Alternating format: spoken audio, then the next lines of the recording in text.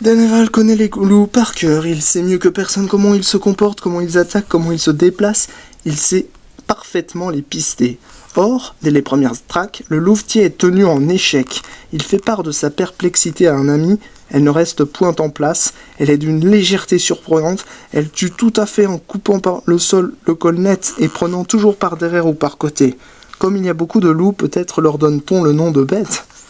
N'est-il pas déjà en train de douter de la nature de la bête?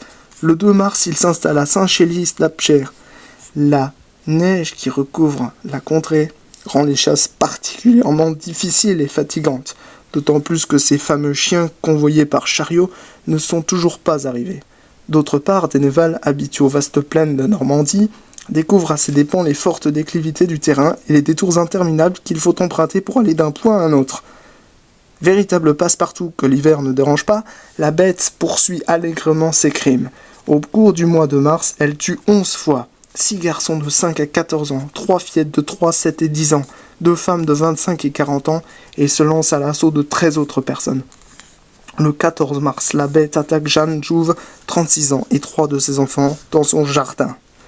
La mère, héroïque, bien que frêle, frappe la bête à coups de pierre jusqu'à ce qu'elle lâche le petit Jean-Pierre dont elle enserre la tête dans sa gueule. Hélas, le petit meurt de ses terribles blessures. Jeanne Jouve recevra 300 livres en considération des marques surnaturelles de courage qu'elle a données pour défendre ses enfants. Pas plus que Duhamel et ses dragons, Denneval, son fils et ses chiens ne parviennent à débusquer la bête, et l'arrogance du meilleur louvetier de France semble indisposer les autorités locales.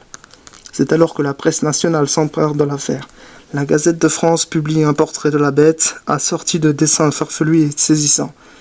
Rapidement, croquis, estampes et descriptions sensationnelles font les choux gras des journaux, tandis que dans les villages, les auberges et les foires, chacun y va de son histoire sur la bête pour épater la galerie. Elle prend du tabac, parle, devient invisible, se vante le soir de ses exploits, fait pénitence de ses anciens péchés, etc.